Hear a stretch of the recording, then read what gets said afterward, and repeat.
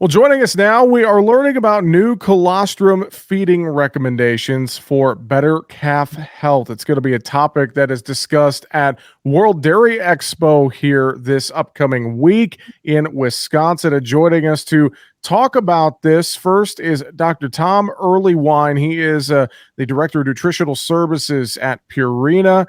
And Tom, thank you for joining us here on the program. Hope you're doing well. Yes, doing great. And thank you for having us. And also with us here today, Dr. Donald Sockett from the University of Wisconsin Veterinary Diagnostic Laboratory. And Don, thank you for joining us as well. How are you? It's a beautiful day. Thank you both for being here. Let's talk about some of these new colostrum feeding recommendations. And maybe just to start, what improvements could be made to the current colostrum feeding practices for newborn calves? Dr. Earleywine, if you want to start maybe and lead in with that part of the discussion. Yeah, the big part of what Dr. Sockett and I have worked on for the last several years is just looking at kind of reevaluating what's been done and where we're going with colostrum management.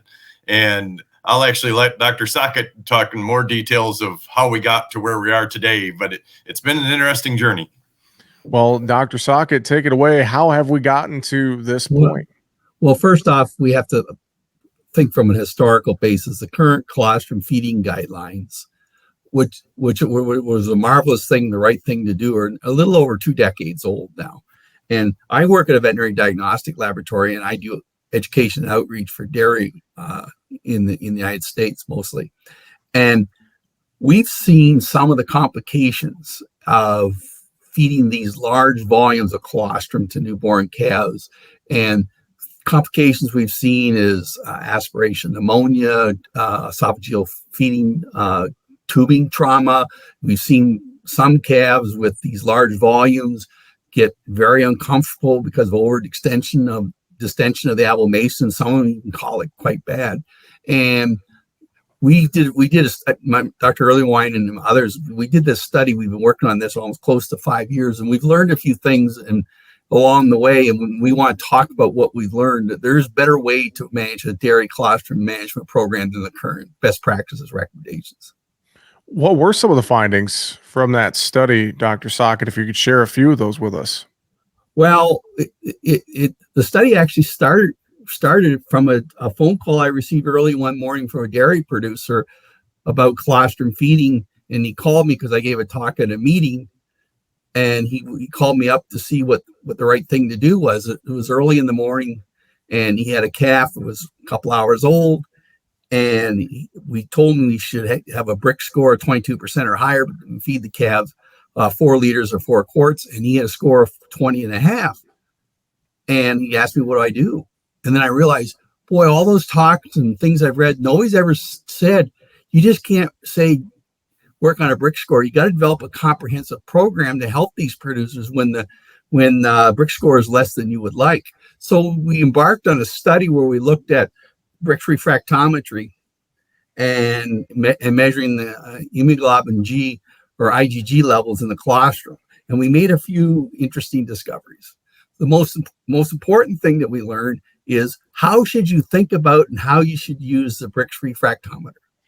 Very basic stuff. But what we learned is the instrument that for the brick refractometer we used in the study has got very, very high precision or repeatability, which means dairymen can use it anywhere in the country and get basically in any herd and get the same values. That's good. That's a really wonderful thing when developing a national program. The other thing we learned is, what does a brick score of 22% actually tell that dairyman or the calf care manager or the calf care provider in the herd? And a brick score of 22% tells the user that we know with high confidence there's at least 50 grams per liter of hemoglobin G or IgG in the sample. You can't use it with current existing models and stuff to predict exactly how much IG is there. There's just too much error. Well, I think about some of that study findings that you mentioned, and just, colostrum management, of course, it's a foundation for setting up a calf for success later in life. Dr. Earleywine, if you want to jump in here a little bit, talk about just how this study, some of the findings, and how this is developing some of these new practices that you're talking to producers about when it comes to colostrum feeding. Yeah, so just to continue on what Dr. Sockett's alluding to there is that we knew we had a kind of a cutoff tool, so to speak, but we thought we could do better. And then where I got involved with Dr. Sockett was I had worked extensively on a project that ended up being kind of the new standards for transfer of passive immunity in calves. And that was a paper that was published in the Journal of Dairy Science back in 2020. And as a result, it's been more or less adopted as a new level of standards. Well, that new standards, if you take an average, and I know averages are dangerous, but if you take an average Holstein calf, for example, you need about 300 grams of IgG minimum to get into that calf to get good transfer of passive immunity. Well, that's, first of all, difficult to do in one feeding, and it's even can be a challenge to do it in 2 feedings just because of the total volume required with this current kind of 22 cutoff.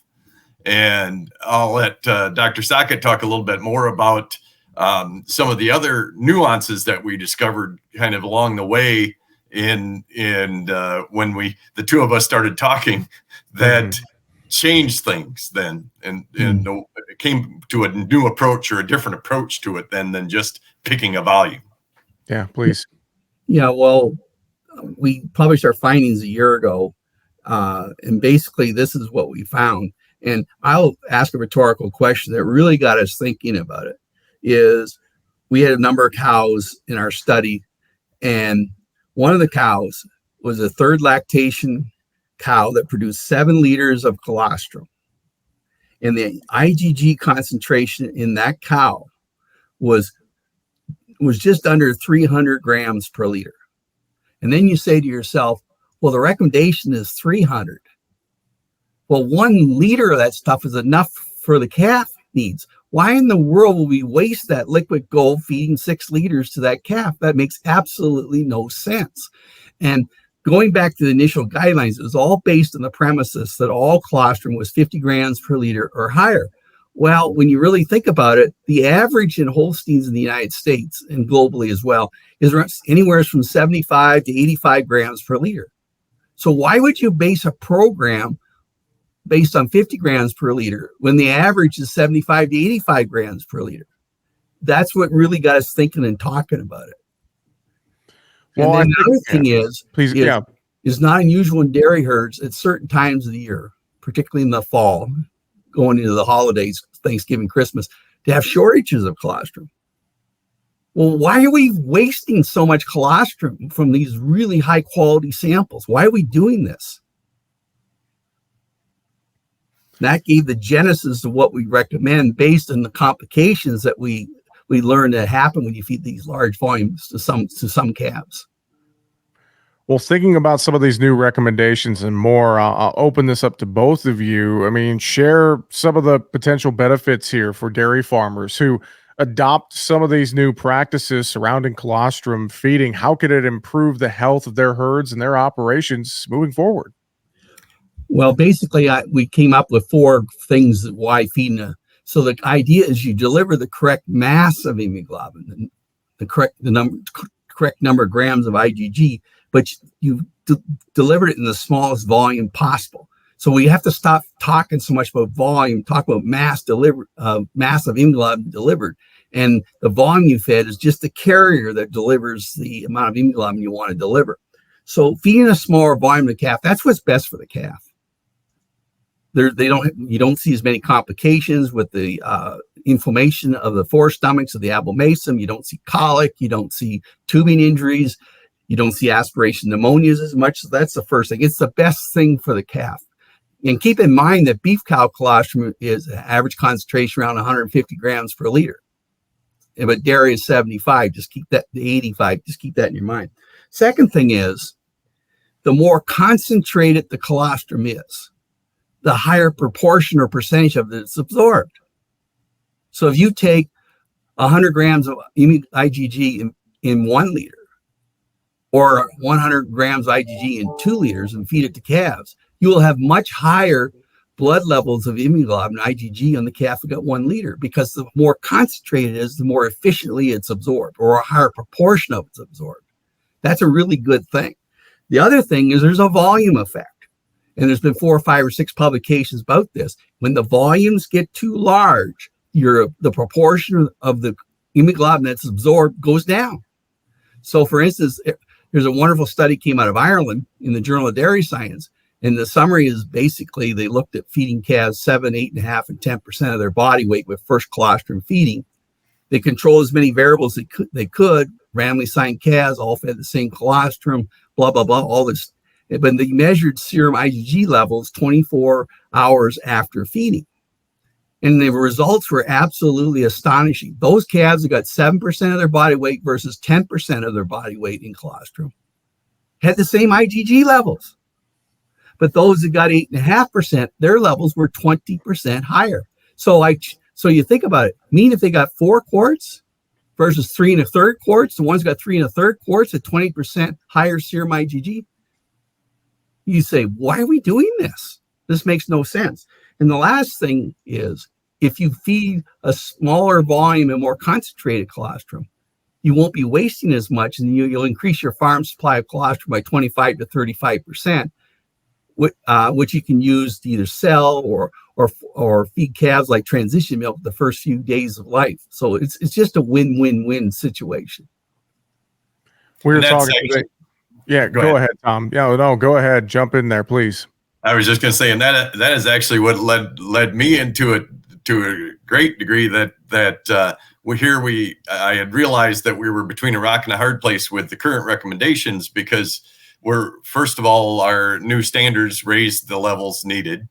The volume was a problem, so that was a real problem. That was a real rock, so to speak. And then additional research came out of Guelph that showed not only did feeding colostrum additional feedings beyond the typical first day feeding, in other words, for 4 or 5 days, or even 14 days or longer, showed health benefits in calves, just like feeding transition milk would show health benefits in calves. They mimic transition milk using colostrum.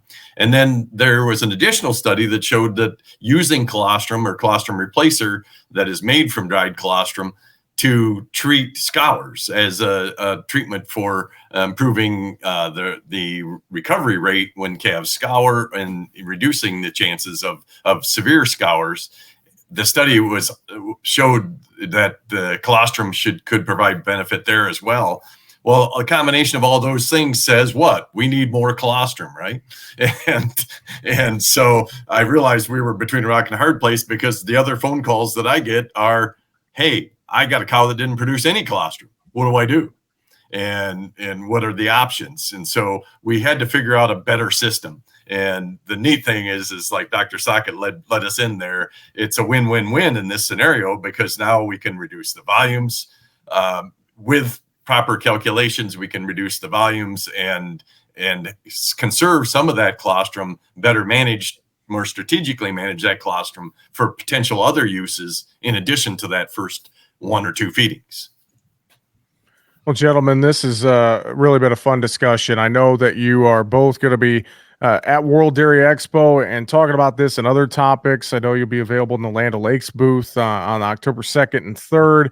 As we kind of wrap up our conversation here today, final thoughts from both of you on all this great work you've done surrounding colostrum feeding and new recommendations, et cetera. What do you really want producers to remember and think about? Dr. Sockett, if you want to take that first, what do you really want to drive home to folks listening in here today?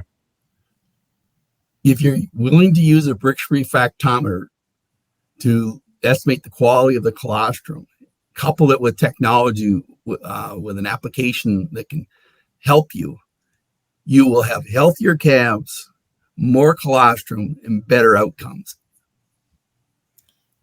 And just to follow Dr. Sockett there, that's what part of the reason we were so excited about this is we've developed an app, and thanks to Dr. Sockett's hard work on figuring out better ways to use the Brix refractometer readings to estimate the quality and make sure that we're getting good transfer of passive immunity with the minimum volume possible. And then applying that to the app, which just requires you to enter the Brix reading, the size of the calf, and the amount that you'd like to feed. If you'd like to feed less than four quarts, for example, you can do that, and the app will allow you to sort it out and figure out the best way for your herd and to do the best job for that animal as well. Great work that you guys are doing. Appreciate the time and the insight into this topic. I think it's a very important one. A lot of dairy producers need to hear this. And again, we appreciate the time. Dr. Tom Earleywine with Purina, Dr. Donald Sockett with the University of Wisconsin Veterinary Diagnostic Laboratory. Gentlemen, thank you both for taking the time to be with us here today. We appreciate it. Thank you. Thank you. Have a nice day.